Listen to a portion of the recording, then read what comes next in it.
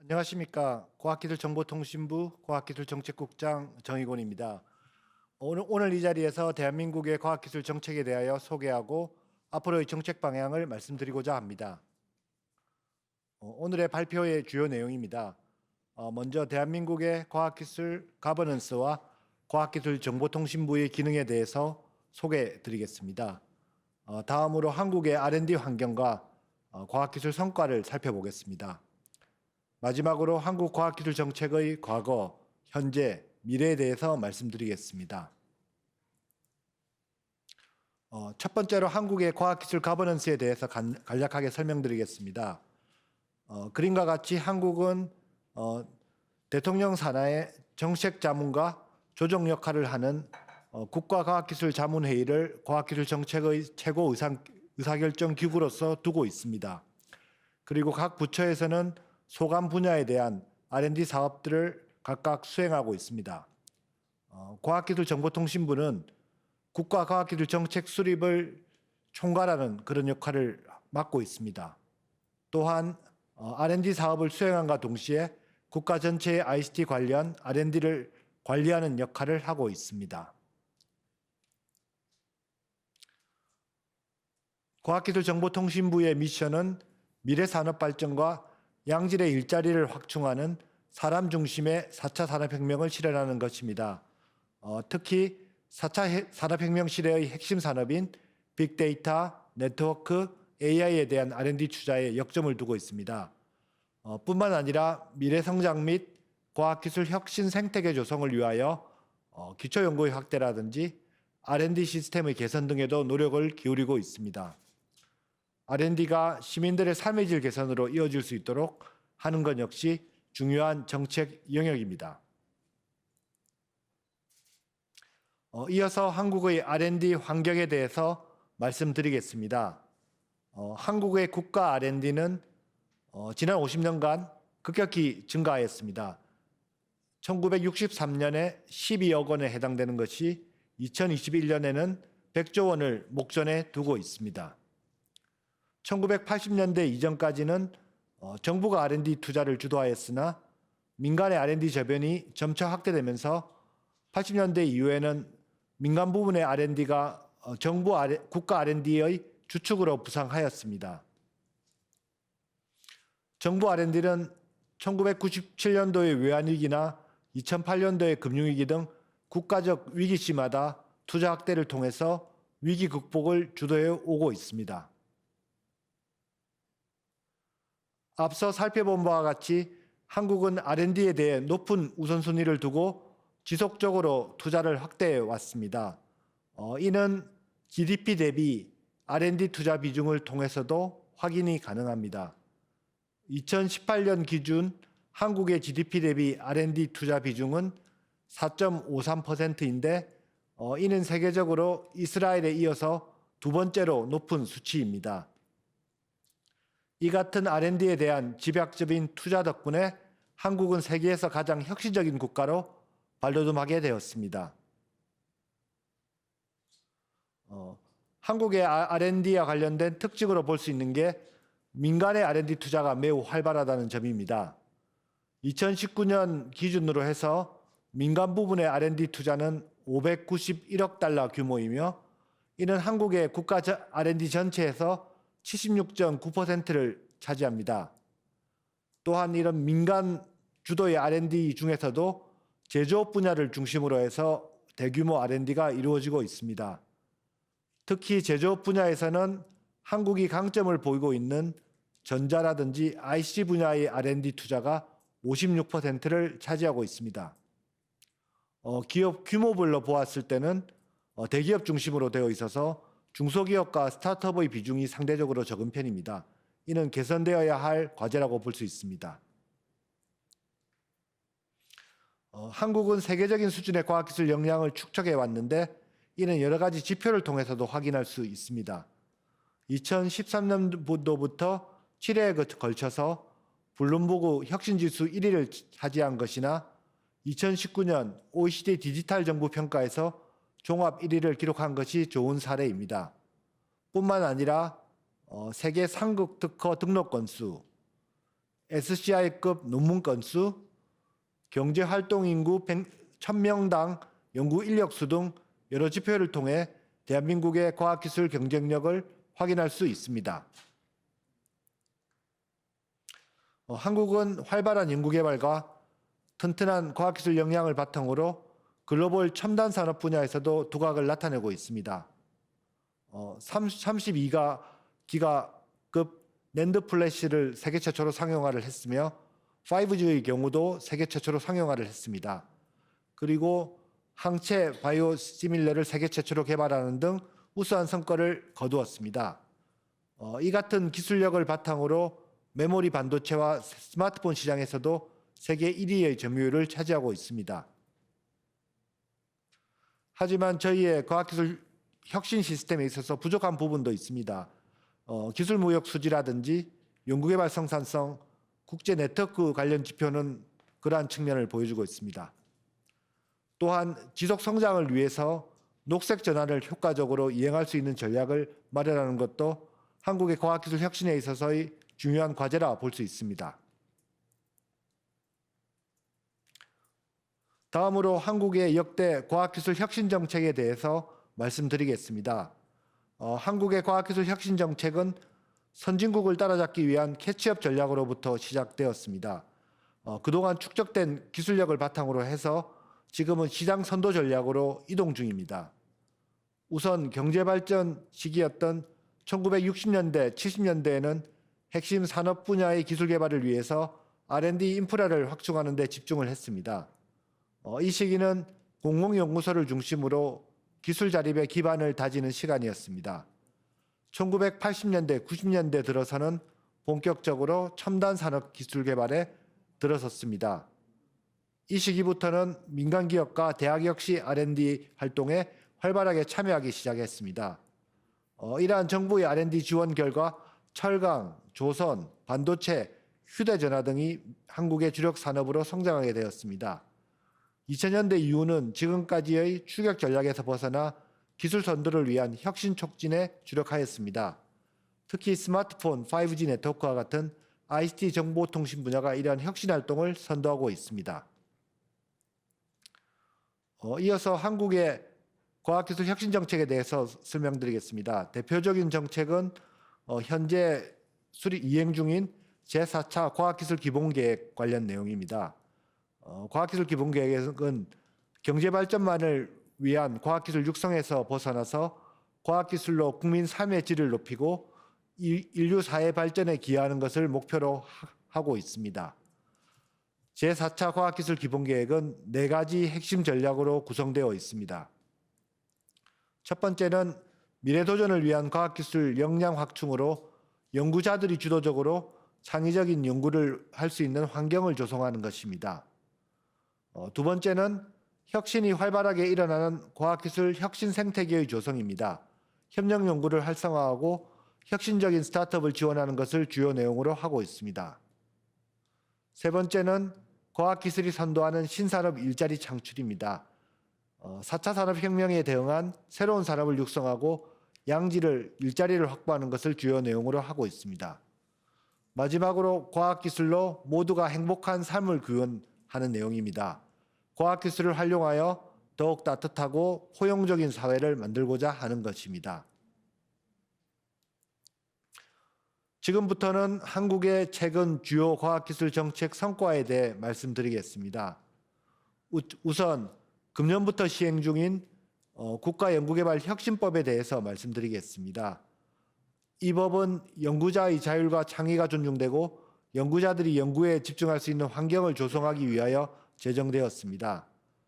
국가연구개발 혁신법의 특징은 R&D 관련 법령체계를 간소화했다는 점입니다.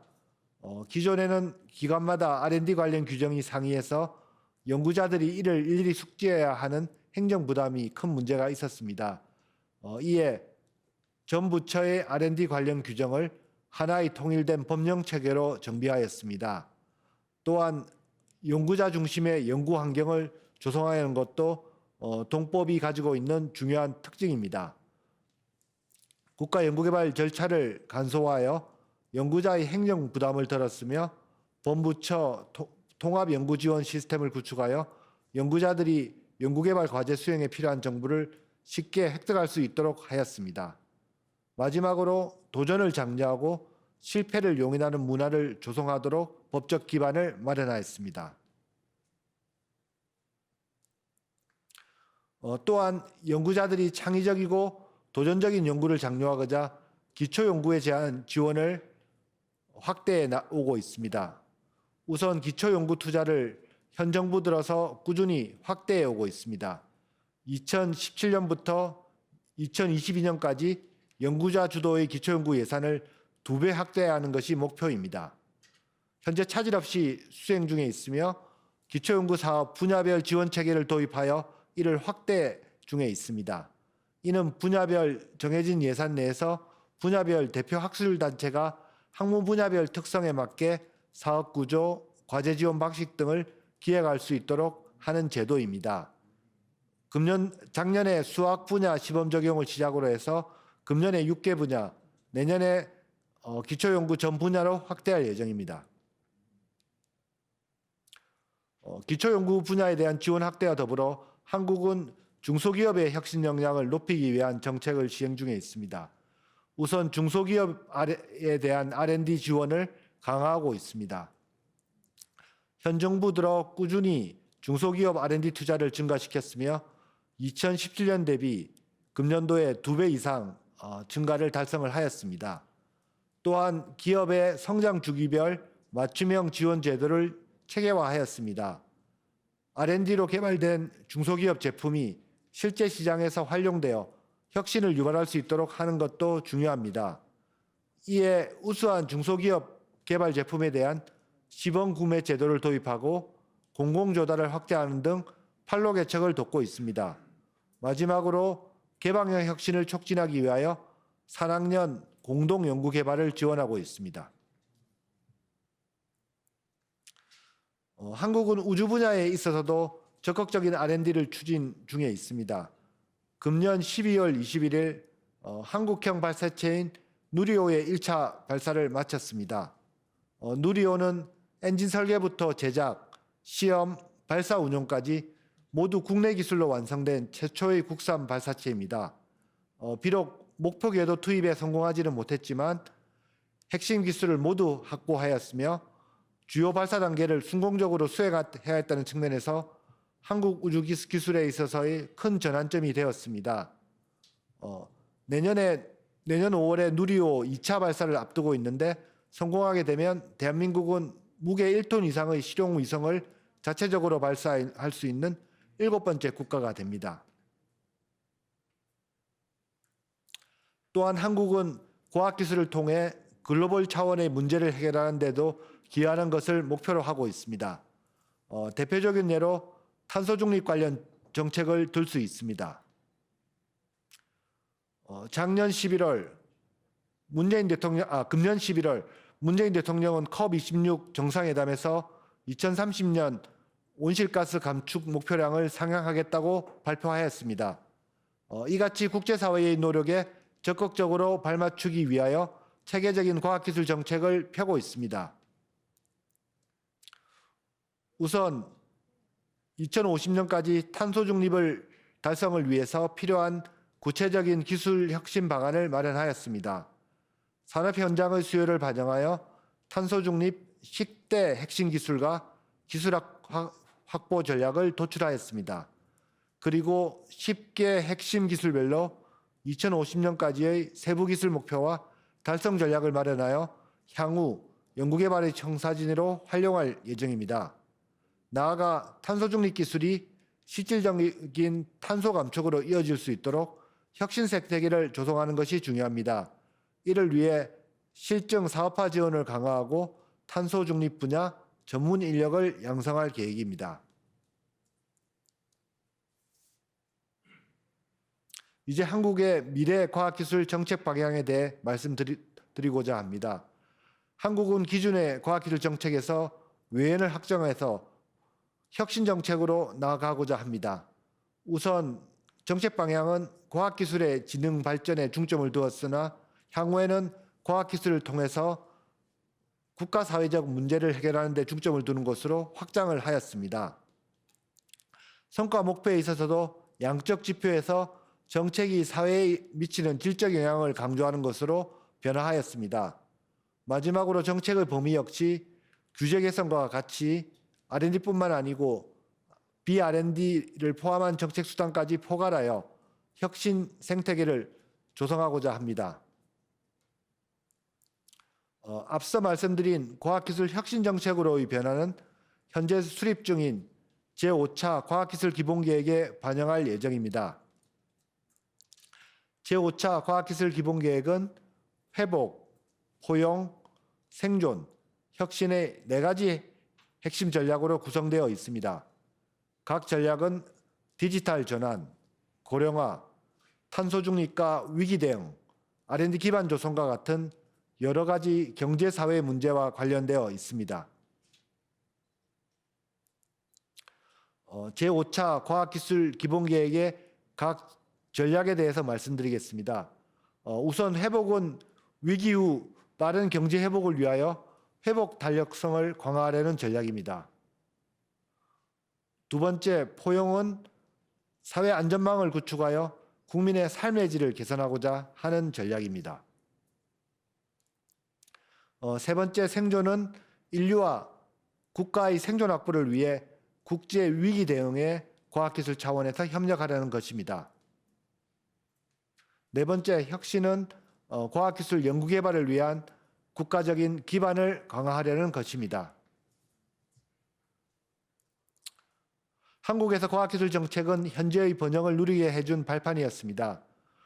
이제는 과학기술을 통해서 세계와 인류에 기여하고자 합니다. 이상으로 발표를 마치겠습니다. 경청해 주셔서 감사합니다. Thank you. Thank you very much. We listen to the direction of Korea's science, technology, and innovation policy. Being faced with the digital transformation of society, the Korean government announced the Digital New Deal policy. That is why this time we go over creating a new wind of innovation in Korea, Digital New Deal. Director General Kang Do-hyun of the ICT Policy Bureau from the Ministry of Science and ICT Republic of Korea will be presenting. So, Director General Kang, just this floor is yours, so please start. 안녕하십니까. 과학기술정보통신부 정보통신정책관 강도현입니다. 오늘 여러분께 한국의 디지털 뉴딜 정책을 소개하게 되어서 매우 기쁘게 생각합니다. 짧은 시간이지만 한국 정부의 가장 중요한 정책 중의 하나인 디지털 뉴딜 정책을 지금부터 설명드리겠습니다. 오늘 발표 순서는 다음과 같습니다. 디지털 뉴딜의 추진 배경, 주요 내용, 목표와 주요 프로젝트 순으로 설명드리고 그간의 성과와 올해 7월 새롭게 발표된 디지털 뉴딜 2.0에 대해서도 말씀드리도록 하겠습니다. 우선 왜 디지털 뉴딜을 시작하게 되었는지 그 배경에 대해서 말씀드리겠습니다. 4차 산업혁명과 코로나19는 전 세계에 거대한 변혁을 일으키고 있습니다. 지금 디지털 전환과 에너지 전환은 시대의 요청인 것입니다. 이 자리에서는 그 중에서도 디지털 전환에 대해서 말씀드리고자 합니다. 그간 한국 정부는 4차 산업혁명에 대응해 많은 정책을 수행하고 전방위적인 노력을 해왔습니다. 17년 10월 대통령 소속의 4차 산업혁명위원회를 신설하고 18년 8월에는 데이터 경제로의 전환을 선언한 바 있습니다. 19년 4월에는 세계 최초로 5G를 사용하였으며 또한 19년 대통령의 인공지능 기반 구상을 발판으로 인공지능 국가 전략도 수립하였습니다. 법 제도 측면에서는 2020년 1월 데이터 3법을 개정하는 등 4차 산업혁명을 준비하기 위한 일련의 정책을 시행해 왔습니다. 한국 정부는 코로나19로 촉발되는 경제 위기를 극복하고 디지털 대전환을 선도하기 위해 데이터, 네트워크, 인공지능, 즉 DNA 기반의 혁신을 통해 새로운 일자리와 경제 도약의 기회를 창출하고자 노력 중입니다. 그것이 바로 디지털 뉴딜의 탄생인 것입니다. 그럼 디지털 뉴딜이 무엇인지 다음 내용을 설명드리겠습니다. 잘 아시다시피 본래 뉴딜은 미국이 1930년대에 경제 대공황을 극복하고자 실행한 경제 활성화 정책입니다. 새로운 일자리를 만들어 현재의 위기를 극복하고 산업화를 촉진하여 핵심 인프라를 구축하고 미래 사회에 대응하고자 한 정책입니다. 대한민국은 이러한 아이디어를 바탕으로 우리가 가진 강점은 살리면서 한국판 뉴딜이라는 대규모 국가 혁신 프로젝트를 마련하였습니다. 한국판 뉴딜은 고용과 사회 안전망의 강화라는 것을 바탕으로 디지털 뉴딜, 그린 뉴딜, 그리고 지역 균형 뉴딜이라는 3대 축으로 구성되어 있는 종합 계획입니다. 특히 그 중에서도 온라인 상거래와 원격 근무가 늘어나는 비대면화, 국가 경쟁력이 핵심인 디지털화, 한국의 핵심 장점인 ICT 기반의 디지털 혁신을 결합하여 디지털 경제를 더욱 가속화하고 경제의 역동성을 촉진하는 새로운 정책이 필요했고 그것이 바로 디지털 뉴딜입니다. 문재인 대통령께서도 지난해 10월 한국판 뉴딜을 시작하며 모든 산업에 걸친 디지털을 결합하면 추격형 경제에서 선도형 경제로 거듭날 수 있다는 디지털 뉴딜의 분명한 목표를 제시한 바 있습니다. 한국 정부는 이러한 목표를 달성하기 위해 2025년까지 DNA 생태계를 강화하고 교육 인프라를 디지털로 전환하며 비대면 산업을 육성하고 국가의 SOC를 디지털화하는 등 디지털 뉴딜 4대 분야 12대 과제에 대해 약 390억 불을 집중 투자할 계획입니다. 디지털 뉴딜의 전체적인 개념도는 다음과 같습니다. 데이터댐입니다. 공공과 민간 분야에서 생성되는 데이터를 5G 등 네트워크를 통해 수집하고 표준화하고 가공함으로써 인공지능이 활용할 수 있는 데이터댐을 구축합니다. 이러한 데이터댐을 토대로 스마트 공장, 지능형 범죄 분석, 에너지 절감 등 인공지능 기반의 혁신적인 서비스를 창출코자 했습니다. 이러한 데이터의 수집, 유통, 활용을 더욱 활성화하기 위해 클라우드와 IoT 등 인프라도 확충합니다. 또한 메타버스, 블록체인 등을 통해 경제 영토를 확장하는 가상융합 경제도 확산하고자 합니다. K-사이버 방역을 강화하여 보안 산업도 육성할 계획입니다. 다음으로 디지털 뉴딜의 주요 목표와 핵심 프로젝트에 대해 말씀드리겠습니다. 첫 번째 분야는 DNA 생태계를 강화하는 것입니다. AI 학습용 데이터는 1,300여 종을 구축하여 국민 생활과 밀접한 분야의 데이터의 구축, 가공, 개방, 활용을 촉진합니다. 또한 공공 분야 및 자율주행차, 자율주행 선박 등의 5G 융합을 확산하고 산업 현장에 AI 기술을 접목하는 AI 플러스 X 프로젝트도 확대할 계획입니다. 5G 국가망 구축 등 AI, 5G 기반의 지능형 정부도 구현해 나갈 예정입니다. 2025년까지 총 6,800개사의 중소기업에 보안 컨설팅을 제공하고 소프트웨어 보안 취약점을 사전 점검하는 등 사이버 보안도 지속적으로 개선할 계획입니다. 두 번째는 교육 인프라의 디지털 전환입니다. 전국 초, 중, 고등학교에 초고속 와이파이 인프라를 구축하고 온라인 교육 플랫폼도 구축할 예정입니다. 대학과 직업훈련기관의 온라인 교육 시스템도 강화합니다. 국립대학의 네트워크 장비 교체를 통해 교육 환경을 개선하고 한국형 온라인 공개 강좌인 K-MOOC 내에 고품질의 콘텐츠도 확대할 계획입니다. 또한 오프라인 직업훈련 종합 플랫폼인 스마트 직업훈련 플랫폼의 콘텐츠도 확대코자 합니다. 세 번째는 비대면 산업의 육성입니다. 스마트 의료와 돌봄 인프라를 구축합니다. AI 기반의 진단 소프트웨어인 닥터 앤서를 개발하고 스마트 병원을 18개로 확대하며 IoT, AI 기기를 활용하여 15만 명의 취약계층에게 디지털 돌봄을 제공할 예정입니다. 중소기업의 원격 교육도 확산합니다. 14만 개 중소기업이 화상회의 솔루션을 활용할 수 있도록 바우처를 지원하고 화상회의실도 구축할 예정입니다. 소상공인 온라인 비즈니스도 지원합니다.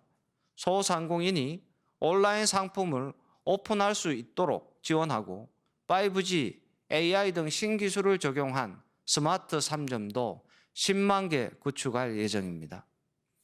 네 번째는 국가 SOC의 디지털화입니다. 핵심 인프라의 스마트 관리 체계를 구축합니다. 자율주행을 위한 3D 지도, 정밀 도로 지도를 만들고 철도 통합 무선망을 구축할 예정입니다. 국가 하천 실시간 모니터링 및 제어 시스템도 도입합니다. 도시의 디지털 혁신을 높입니다. 부산과 제주에 스마트시티 시범 도시를 건설하고 70개의 도시에는 스마트시티 솔루션을 보급할 계획입니다. 스마트 물류체계도 활성화합니다. 중소기업이 공동으로 이용할 수 있는 스마트 공동물류센터 등 스마트 물류센터도 전국에 100개 설치할 계획입니다. 마지막으로 디지털 뉴딜의 그간의 성과와 디지털 뉴딜 2.0에 대해 말씀드리겠습니다. 한국 정부는 디지털 뉴딜 사업을 통해 세계 최초로 데이터 댐을 구축하고 데이터 기본법을 제정하여 디지털 신산업과 민간산업의 생태계를 활성화하였습니다. 디지털 뉴딜 예산 10조 원을 투입하여 디지털 인프라를 구축하고 디지털 뉴딜을 뒷받침할 34개의 세부 정책 방안도 마련하였으며 총 124개의 규제도 개선하였습니다. 또한 디지털 3법 개정 등 핵심적인 입법 과제도 완료하였습니다.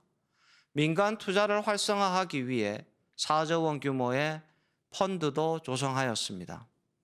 그 중에서도 대표적인 데이터 댐은 이미 가시적 성과를 창출하고 있습니다. 8대 분야의 191개 종의 AI 학습용 데이터를 구축, 이미 개방하였고 이를 바탕으로 53건의 혁신적인 서비스도 나타났습니다. 또한 28건의 특허가 개발되었고 국제적으로 그 역량도 인정받고 있습니다. 또한 올해 10월 세계 최초로 제정된 데이터 기본법은 데이터 경제의 핵심 토대가 될 것입니다. 데이터 컨트롤 타워를 설치하고 데이터 거래사나 데이터 전문 기업을 육성하며 데이터 가치와 권리 보장을 규정했습니다. 아울러 규제를 혁신하여 민간 분야의 신산업을 촉진하기 위해 ICT 규제 샌드박스를 통한 124건의 규제 특례를 부여한 바 있습니다. 이를 통해 551억 원의 매출 증대를 거두었고 1,322명의 신규 고용을 창출하였으며 800여억 원의 투자가 유치되는 성과를 얻었습니다. 대표적인 사례로 공유주방, 택시 동승 중개 서비스 등 그간 규제로 막혀 있던 혁신적인 시도가 이어지면서 국민들의 편익이 증대되었습니다.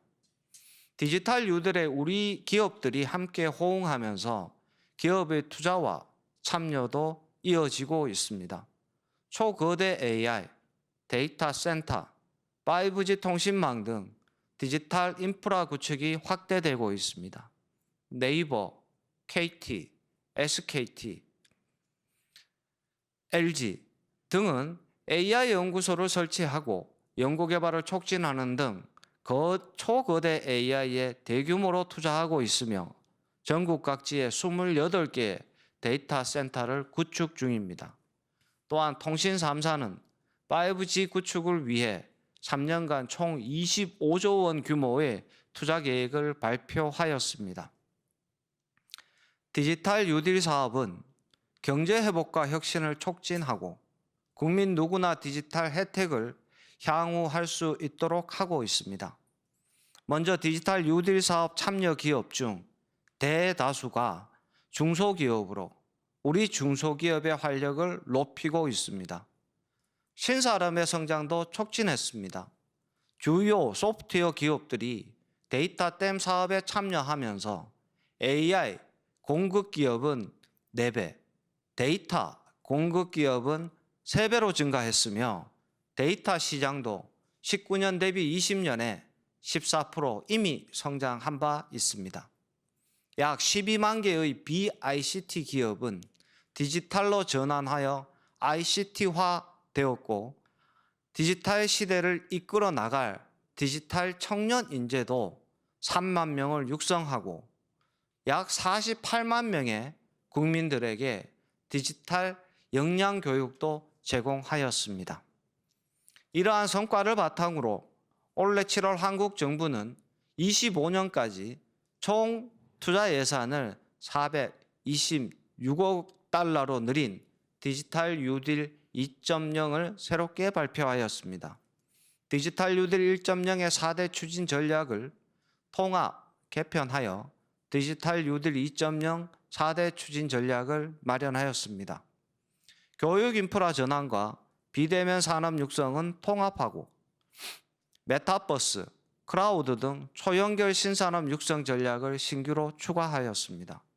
디지털 뉴딜 2.0은 크게 3가지 방향으로 추진될 예정입니다.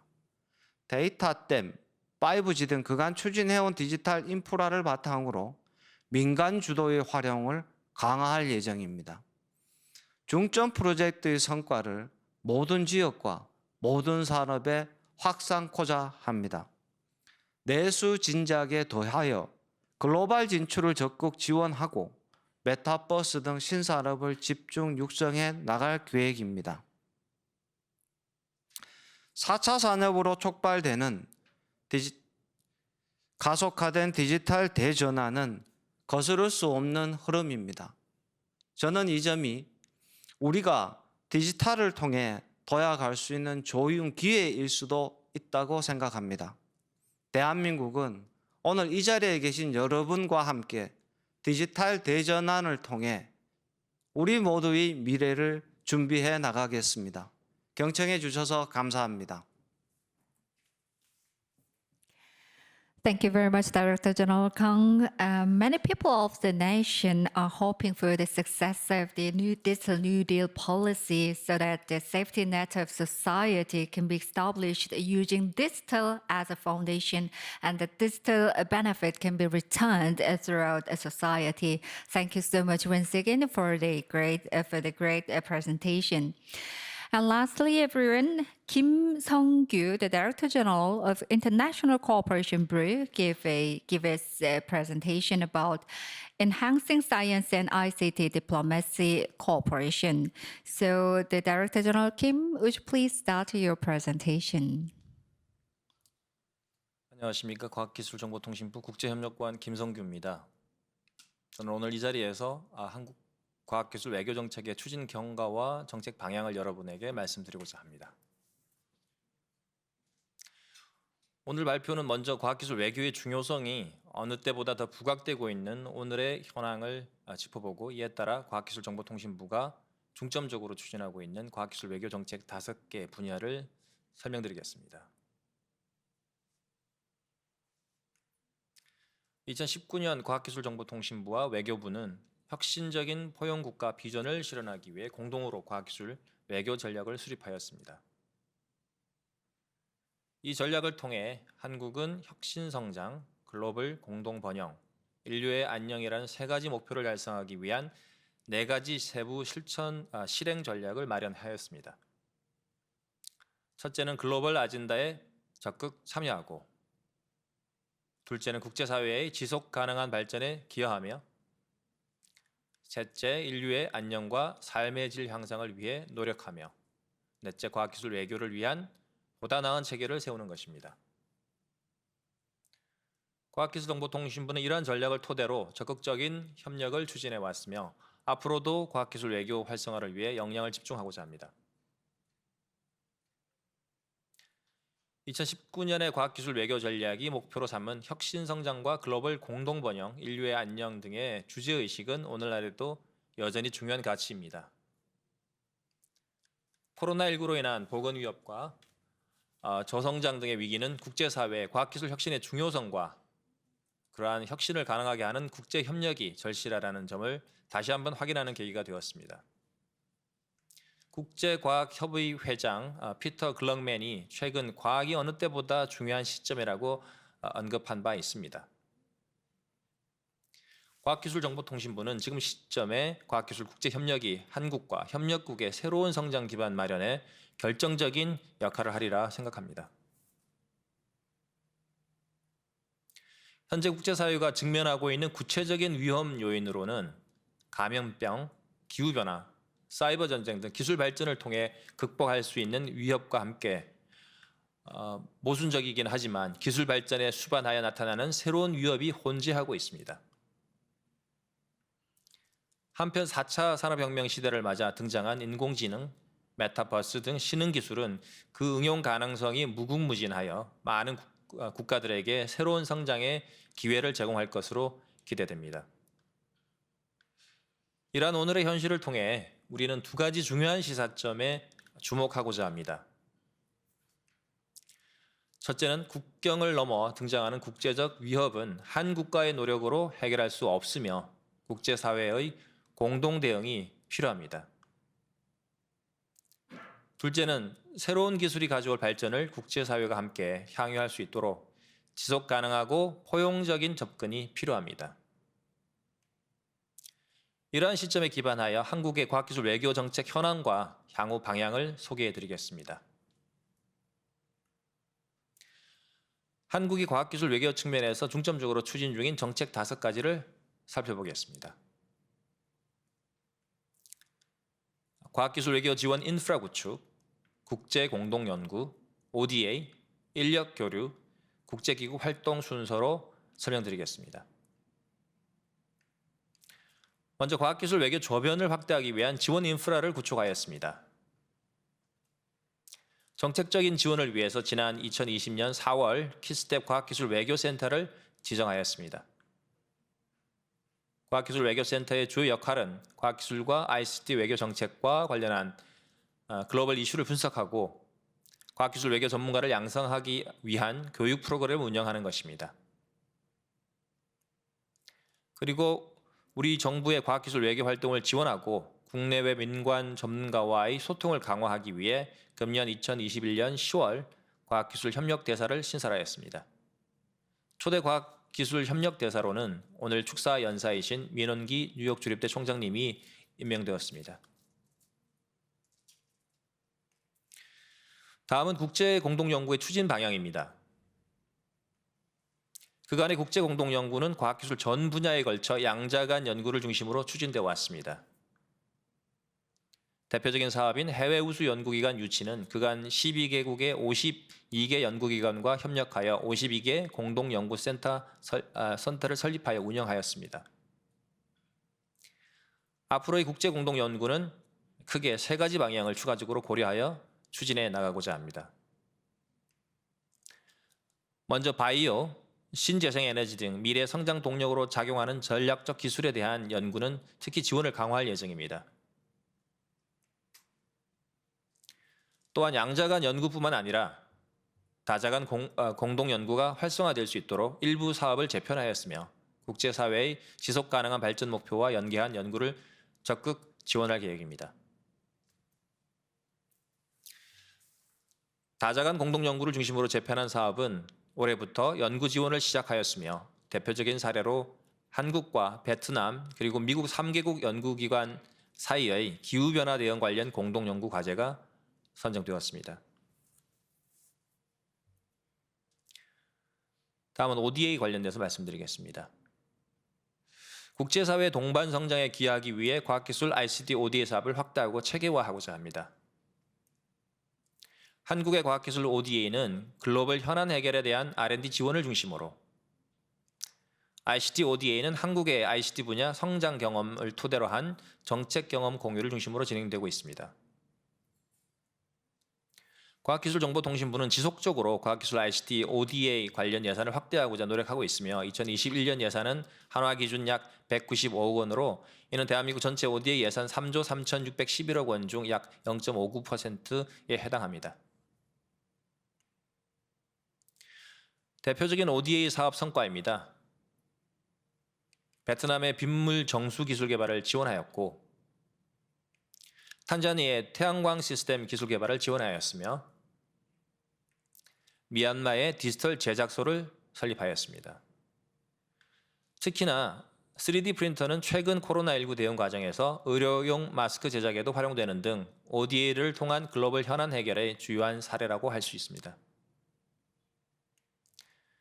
또한 ODA 사업을 체계화하기 위한 시도의 일환으로 국가 전체의 과학기술 ICT ODA 사업에 대한 통계 시스템을 만들 계획입니다. 현재까지는 과학기술과 ICT ODA 사업 통계 시스템이 없어 사업 모니터링에 대한 관심과 필요성은 높아져 가는 반면에 실질적인 사업 현황을 파악하기에는 어려운 점이 많았습니다. 현황을 보다 정확히 파악하기 위해 과학기술과 ICT ODA 정의를 확립하고 적격성 기준을 도입할 예정입니다. 특히 과학기술과 ICT의 특성을 고려하여 마커 체계 활용을 고려하고 있습니다. 환경과 관련한 리우 마커, 성평등과 관련한 젠더 마커 등 사례를 벤치마킹하여 통계 시스템을 구축하려고 합니다. 이러한 시스템 구축을 통해 과학기술 ICT ODA에 대한 정확한 현황 진단과 전략 수립이 가능할 것을 기대하고 있습니다. 이를 통해 전반적인 과학기술 ICT ODA의 효과성을 제고하고자 하며 국내 적합성 검증을 완료한 다음에는 국제기구를 통한 공론화 역시 계획 중에 있습니다. 다음으로는 과학기술 협력을 위한 과학자 교류 사업을 소개하고자 합니다. 한국은 과학 분야 인적 자원 교류의 중요성을 인지하고 지속적으로 지원하고 있습니다. 대표적인 사업인 브레인풀 사업은 해외 우수 연구자를 대상으로 체류를 지원하는 프로그램으로 1994년에 시작되어 현재 약 2,000명 이상의 해외 연구자를 초빙하였습니다. 브레인풀 플러스 사업은 해외 석학 연구자를 대상으로 한국에 최대 10년까지 체류를 지원하며 2020년에 시작되어 현재 약 10여 명의 하이 레벨 연구자를 초빙하였습니다. 향후 인력 교류는 앞서 말씀드린 공동 연구의 중점 추진 방향과 유사하게 핵심 기술에 초점을 맞추고 있습니다. 내년부터 신규로 시행되는 브레인 링크 프로그램이 대표적인 사례입니다. 브레인 링크 프로그램은 인공지능, 반도체, 바이오 등 핵심 기술 분야를 중심으로 파견 연구를 지원하고 연구자 간의 기술 교류회를 개최하는 총 73억 원 규모의 사업입니다. 스템 분야의 전문가 간 교류는 최근 한국이 진행하고 있는 다양한 양자 간, 다자 간 정상회담과 협의에서 매우 중요한 의제 중의 하나입니다. 앞으로도 전문가 간 교류 확대를 통해 한국과 협력국의 과학기술 혁신 분야 협력 기반을 공고히 다지고자 합니다. 한국은 과학기술, ICT 분야의 국제 논의에서 역할을 다하고자 국제기구 활동에도 적극적으로 참여하고 있습니다. 특히 한국은 OECD의 시뎁에서 추진 중인 AI 자급에 기여하기 위해 꾸준히 노력하고 있습니다. 지난 10월 강요 이사회 파트 2와 연계하여 개최된 AI 퍼블릭 이벤트를 통해 데이터댐, 인공지능 윤리 기준 등 OECD 인공지능 원칙에 대한 한국의 이행 현황을 공유하였습니다. 또한 내년 초 설립이 예정된 인공지능 자급반에 인적 물적인 지원을 아끼지 않을 계획입니다. 한편 STI 시스템 협력에 있어서는 탄소 중립 기술 혁신 추진 전략, 제5차 과학기술 기본계획 수립 방향 등 한국의 정책 사례를 상세히 소개한 바 있습니다. G20 활동을 통해서는 지속가능 성장과 포용적 회복을 위한 디지털 전환의 중요성을 강조하였으며 한국의 디지털 뉴딜 등 디지털 전환 경험을 국제사회에 공유하였습니다. 지난 12월 1일에는 디지털 연결성을 주제로 한 2021 정보통신 장관회의를 개최하였습니다. 디지털을 통한 포용적 사회 재건이라는 공동의 목표를 확인하고 향후 협력 강화를 약속하는 의장 성명을 발표한 바 있습니다. 한국은 내년 UN 에스캅 장관회의 개최를 예정하고 있습니다. 에스캅 창립 75주년을 계기로 개최되는 내년도 회의에서는 아태 지역의 디지털 협력을 강화하기 위한 뜻깊은 논의가 이루어질 것으로 기대됩니다. 오늘 참석하신 여러분의 많은 관심을 부탁드립니다. 통일된 국제 질서가 존재하지 않는 신기술 분야의 특성을 고려할 때 향후 과학기술에 대한 다자간 논의는 현재보다 훨씬 더 다양한 방식과 주제로 진행될 것으로 예상됩니다. 한국은 다자간 과학기술 논의와 실질적인 협력 프로젝트 진행 등을 매우 중요하게 인식하고 있습니다. 향후에도 국제기구 및 다양한 방식의 국제 논의에 적극 참여할 계획입니다. 오늘 참석해 주신 국가들과 이러한 인식을 공유하고 함께 노력해 나가기를 희망합니다. 한편 최근 한국은 ITU 사무차장 후보자 출마를 선언하였습니다. 22년에 개최되는 ITU 정권회의 선거에서 한국은 이사국으로 출마하였으며 이재섭 박사를 ITU 사무차장 후보로 지명하였습니다. 한국의 뛰어난 전문가가 국제사회에서 중요한 역할을 맡아 기여할 수 있도록 지속적으로 지원하겠습니다. 오늘 설명드린 한국의 5가지 중점적인 과학기술 외교 정책을 필두로 과학기술정보통신부는 지속적으로 과학기술 분야 국제협력을 강화할 것입니다. 과학기술과 ICT 포용적인 활용을 통해 국제사회의 지속 가능한 발전과 공동 번영에 기여할 수 있도록 노력하겠습니다. 감사합니다. Thank you very much, Director General Kim, for your presentation. Yes, we were able to have precious time to examine what areas of science and technology could cooperate in with foreign countries. We cordially ask for the attention of the diplomats of each country viewing this session. Now let us talk in more details through a Q&A session. For a Q&A, due to the time consideration, we'll select questions of policies in the field of science, technology, and ICT received in prior to and during the presentation. This will be in Korean on site. Thank you so much for your understanding. 자, 그럼 지금부터 질의응답 갖겠습니다. 첫 번째 질의는 오늘 처음으로 발표해 주신 정희권 국장님께 들어와 있는데요. 3가지의 질문이 들어와 있습니다. 제가 대신 낭독해 드리겠습니다. 첫 번째 질문입니다. 정부는 과학기술과 ICT 정책을 수립을 할 때 불평등 심화와 취약계층 소외 문제를 어떻게 고려하고 계십니까? 이런 질문이 들어와 있습니다. 정 국장님 답변 부탁드립니다. 예, 현재 과학기술 기본 정책의 가장 기본적인 골격을 반영하고 있는 제4차 과학기술 기본계획에서는 따뜻하고 포용적인 사회 실현이 정책 과제로 반영되어 있습니다. 이에 과학기술을 통해서 사회적 약자의 생활복지를 향상시키고 디지털 정보 격차를 해소하기 위한 정책을 시행 중입니다.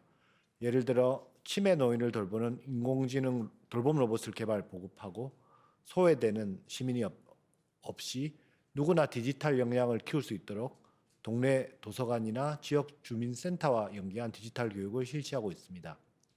또한 과학기술 문화 격차 해소를 위한 노력도 병행하고 있습니다. 소외계층 학생들을 위한 과학교육을 확대하고 지역과학관과 연계해서 소외 지역에 과학체험 서비스를 제공하는 등 과학기술을 접할 수 있는 기회를 폭넓게 제공하고 있습니다.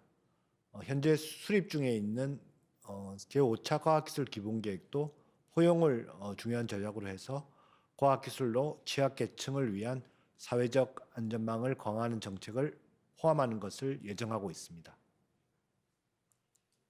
네, 고맙습니다. 다양한 프로그램들을 준비를 하고 계시는 것 같은데요.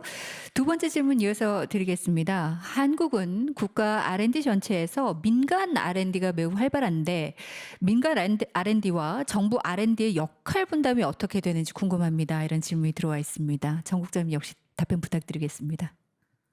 한국의 R&D가 한 100조 원 정도 되는데요. 정부의 비중이 한 30조 원 조금 못 미치고요. 민간의 R&D가 70조 원이 넘기 때문에 각각의 어떤 역할 분담이 중요하다고 생각이 됩니다. 현재 정부 R&D 투자는 정부 R&D 중장기 투자 전략에 따라서 시행되고 있는데요.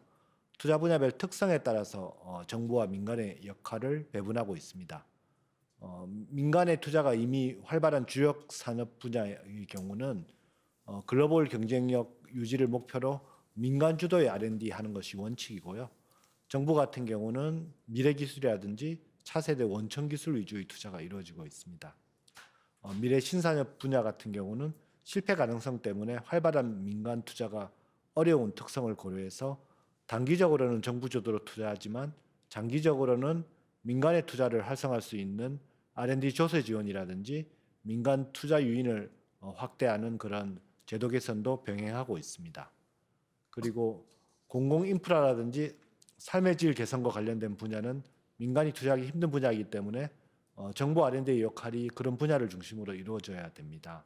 그리고 인재 양성, 대학, 중소기업 출연연 등 혁신 주체의 역량 강화와 같은 혁신 기반 창출에도 정부가 주도적인 역할을 하고 있는 상황입니다.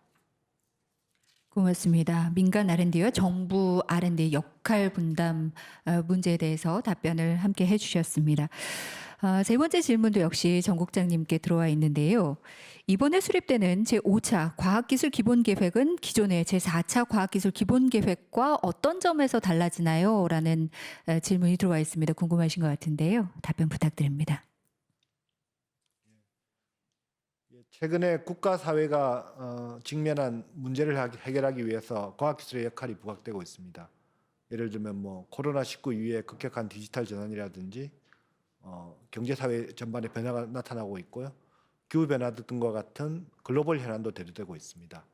그래서 제5차 과학기술 기본계획에 있어서는 이러한 새로운 환경에 대응하기 위한 국가의 혁신이라든지 경제의 회복, 사회적인 포용, 그리고 인류 국가의 생존이라는 목표를 달성하기 위한 정책을 설정하고 있습니다. 그래서 기존의 4차 과학기술 기본계획보다는 혁신이라는 것을 강조해서 어떤 사회적인 목표를 달성한다는 측면에서 정책의 외연이 확정되었다는 특징을 보유하고 있습니다. 그래서 5차 과학기술 기본계획에서는 과학기술의 지능 발전뿐만 아니고 기존의 과학기술 정책을 보다 고도화해서 국가 사회 전 분야의 이런 과학기술 혁신을 통한 새로운 발전을 이룩할 수 있는 그런 토대를 마련하고자 합니다. 그리고 기술 측면에 있어서도 주요국의 정책 동향이라든지 국내의 R&D 현황, 한국의 역량 등을 고려해서 어떤 전략기술 분야, 국가가 중점적으로 추진해야 될 그런 분야들에 대해서도 새로운 육성 전략을 제시할 예정입니다. 네, 고맙습니다. 이번에 수립되는 제5차 과학기술 기본 계획에 대해서 조금 더 상세하게 여러분께 전해드렸는데요. 함께하고 계신 분들께서도 이번 기본 계획들 참고해 주시고 협력 방안들을 생각해 주시면 도움이 될 것 같습니다. 이번에는 강도현 국장님께 질문이 들어와 있습니다. 아무래도 디지털 뉴딜 정책에 대해서 발표를 해주셨기 때문에 질문이 좀 많이 들어와 있는데요. 모두 4가지 질문입니다. 먼저 첫 번째 질문은 AI 윤리에 관한 문제인데요. 프라이버시나 존엄성, 인간 자율성 등의 기본적인 인권과 가치의 인식에 기반한 인간 중심 AI 이슈에 대한 토론 플랫폼이 있습니까? 이런 질문이 들어와 있습니다. 답변 부탁드릴까요, 국장님? 기술 발전에 있어서의 성과와 그 부작용에 대해서 가장 접근하기 어려운 분야가 인공지능 분야로 알고 있습니다. 그런 만큼 사회적 합의가 중요하고 질문 주신 것처럼 토론 플랫폼은 매우 중요한 내용이라 하겠습니다. 한국 정부는 인공지능과 관련된 법과 제도를 마련하는 데 있어 작년부터 전문가와 또 국민들이 함께 할 수 있는 법과 제도의 정비를 위한 운영단을 만들었고 OECD, G7에서 이야기한 윤리 가이드라인을 보다 구체화한 한국의 윤리 기준도 만든 바 있습니다. 앞으로도 보다 넓은 폭넓은 사람들이 참여하는 포럼들을 구성하고 내년에는 국민들이 함께하는 또 온라인 포럼까지도 개방해서 기술 발전뿐 아니라 윤리에 대한 부작용에 대한 문제들도 협의를 해나갈 계획으로 있습니다. 네, 고맙습니다. AI 시대에 사람과 기술이 공존할 수 있는 다양한 프로그램과 플랫폼을 대한민국 정부에서 준비를 하고 있는 듯합니다. 두 번째 질문은 디지털 포용에 관련된 질문인데요. 좀 전에 정희권 국장님께 드렸던 질문과 맥락이 좀 비슷합니다만 답변을 부탁드리겠습니다. 정부는 ICT 정책을 수립할 때 증가하는 불평등과 취약 계층의 소외에 대해서 어떤 점을 고려하고 있나요? 이런 질문이 들어와 있습니다. 정보 격차 문제는 어느 나라나 고민을 할 수밖에 없는 문제인 것 같습니다. 과거에는 소득 격차가 문제였다면 앞으로의 시대는 디지털 격차가 사회 통합, 경쟁력 강화의 핵심일 것입니다. 한국 정부는 디지털 뉴딜을 추진함에 있어 디지털 격차 해소를 위한 정책도 함께 추진하고 있습니다. 우선 국민의 정보 교육을 위해 전국 1000여 개소의 디지털 배움터라는 교육센터를 운영하고 공공교통시설에 와이파이를 구축하며 농어촌, 학교 지역에 통신 네트워크를 확충해서 교육의 기회를 보다 평등하게 하고 디지털 기기의 접근성을 높였습니다. 최근에는 늘어나는 각종 키오스크가 장애인과 고령층에 친화적이기 위한 정책들도 고민하고 내년부터는 본격 시행할 예정입니다. 네, 모두가 누구나 이 디지털 시대를 공평하게 누릴 수 있도록 대한민국 정부가 노력을 하고 있습니다. 세 번째 질문도 역시 함께 드리겠는데요. IT 기업인들에게는 아마 규제 개선 문제가 굉장히 중요하겠죠. 관련해서 질문이 들어와 있습니다. 혁신을 촉진하기 위한 샌드박스 정책 수립을 위해서 일반적인 원칙이 있나요? 무엇일까요? 이런 질문이 들어와 있는데요. 답변 부탁드리겠습니다. 프로 선수나 어른이 뛰는 운동장이 아닌 아직은 어린, 조금은 불편한 사람들이 함께 할 수 있는 곳이 샌드박스라는 것일 겁니다. 기업의 경우에는 이제 막 시작한 스타트업, 그리고 여러 가지 혁신적인 아이디어를 가지고 있으나 제도 때문에 막혀 있었던 분들을 위한 제도가 규제 샌드박스입니다. 원칙은 우선 허용하고 나중에 살펴서 규제를 하자는 방식입니다. 신제품과 신기술이 출시는 우선적으로 허용하되 국민의 생명이나 안전에 위협이 없다면 우선 실증해보고 나중에 법적인 문제가 있다면 그때사 규제해도 된다는 원칙으로 진행되고 있는 제도라 하겠습니다. 네, 고맙습니다. 방금도 말씀해 주셨습니다만 기업에게 좀 더 기업 활동을 편안하게 할 수 있도록 규제 개선에 노력을 좀 해주셨으면 좋겠고요. 특히 각국은 미래 산업을 위해서 스타트업 육성회를 쓰고 있는데요. 마지막 질문이 관련 질문입니다. 청년 ICT 스타트업 육성을 위해서 이 정부의 주요 과제와 교훈은 무엇일까요? 이런 질문이 들어와 있습니다. 역시 강 국장님께서 답변해 주시기 바랍니다. 어느 나라나 청년은 그 나라의 미래일 것입니다. 대한민국의 미래도 우리 청년들에 있고 대한민국의 경쟁력이 청년 스타트업에 있을 겁니다. 그동안 한국 정부는 여러 가지 벤처 스타트업 지원 정책을 해왔는데 그 중에서의 교훈을 물으신다면 첫 번째, 스타트업의 초기부터 세계 시장을 지향하는 글로벌화가 필요하다고 생각합니다. 두 번째는 실패를 두려워하지 않는 과감한 도전과 그 환경을 만드는 것입니다.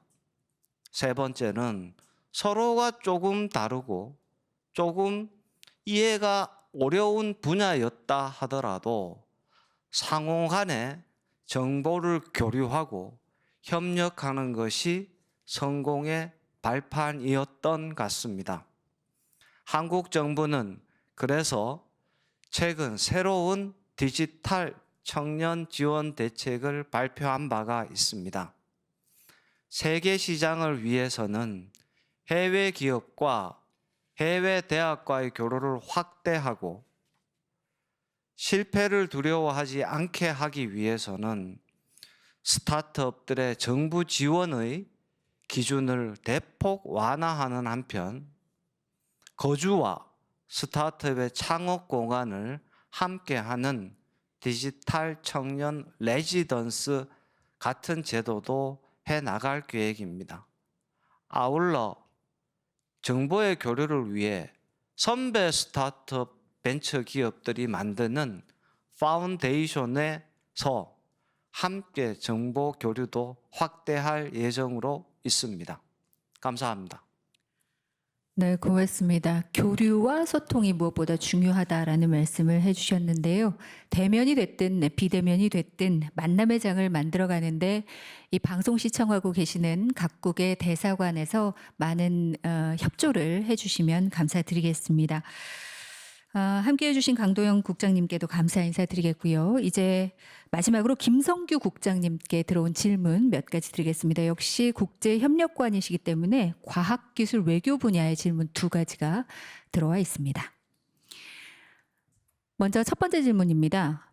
과학기술 외교 정책 추진과 관련해서 내년도에 중점적으로 협력해야 할 분야는 무엇입니까? 라는 질문이 들어와 있습니다. 답변 부탁드립니다.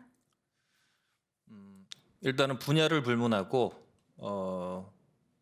팬데믹이 조금 컨트롤 가능한 상황이 되면 가급적이면 대면 외교 활동을 금년보다 내년에 더 많이 하려는 목표를 가지고 있고요. 그렇게 하기 위한 여건들을 만드는데 최대한 노력을 할 계획입니다. 세계적으로 첨단 기술 분야와 관련해서는 경쟁과 협력이 공존하고 있습니다. 뭐 여러 나라가 마찬가지인데 대한민국도 마찬가지고요.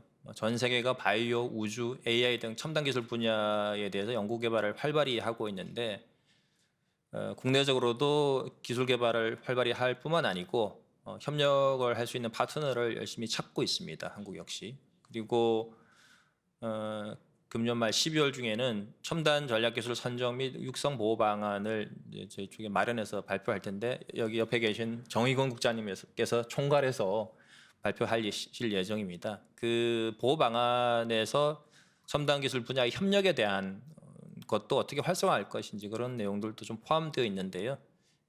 다른 국가들과 첨단 기술 분야에 대해서 어떻게 경쟁과 더불어 협력 방안을 모색할 수 있을 것이냐에 대해서 적극적으로 이제 모색하도록 노력할 예정이고요.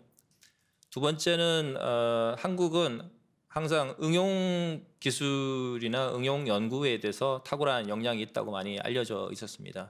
스스로도 그렇게 많이 평가를 하고 그러나 이제 기초 연구 분야에서는 여전히 부족하다라고 하는 스스로의 평가를 하고 있습니다. 그래서 국내 연구자들이 국내 연구자들을 위해서 기초 연구비를 확대하는 노력도 지속적으로 해오고 있긴 하지만 그와 더불어서 국제적인 그 연구 네트워크에 편입이 되어서 그들과 함께 그 지식을 공유할 수 있는 노력을 해야 된다라고 생각을 하고 있습니다. 따라서 내년에도 기초 연구 분야의 국제 협력을 지속적으로 추진할 계획이고 저희가 가지고 있는 그 과기 공동회에서 이제 합의한 공동 연구를 지원할 수 있는 관련 예산도 증액을 하고 아까 앞부분에서 말씀드린 바와 같이 우수 연구자를 교류 지원할 수 있는 브레인 링크 사업도 내년에 새로 발족을 할 예정입니다. 네, 첫 번째 질문에 대한 답변은 여기까지 하겠습니다. 네, 고맙습니다. 첨단 기술 분야에 있어서 함께하고 계시는 각국 대사관에서도 협력할 수 있는 여러 가지 방법들을 함께 생각해 주신다면 더욱더 활발한 교류가 있지 않을까 생각됩니다. 두 번째 질문 이어서 드리겠습니다. 과학기술 외교 정책을 추진할 때 외교부와의 협력이 중요할 텐데요. 이것을 위한 지원 체계가 있는지 무엇인지 궁금합니다. 이런 질문이 들어와 있습니다. 국장님 부탁드립니다. 제가 아까 정책을 설명할 때 과학기술 협력 대사를 이제 인프라 부분에서 말씀을 드렸는데요. 과학기술 협력 대사는 외교부의 직책입니다. 그러나 과학기술 ICT 협력을 실질적으로 수행하고 있는 주무부처는 과학기술정보통신부이기 때문에 과학기술 협력 대사님과 과학기술 정보통신부는 아주 긴밀한 협력 관계에 있고요. 그것을 통해서 외교부와 소통도 할 뿐만 아니라 과학기술 협력 대사께서 민관 간의 소통도 적극적으로 가교 역할을 해주실 거라고 믿고 있고요.